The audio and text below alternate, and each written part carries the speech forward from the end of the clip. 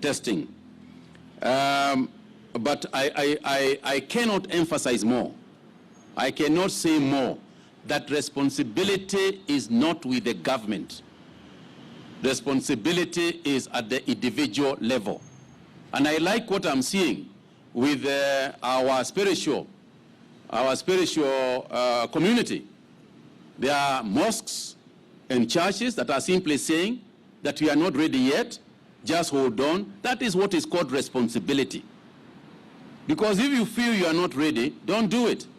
So if you're not going to wear a mask and you're not going to keep your distance, stay at home.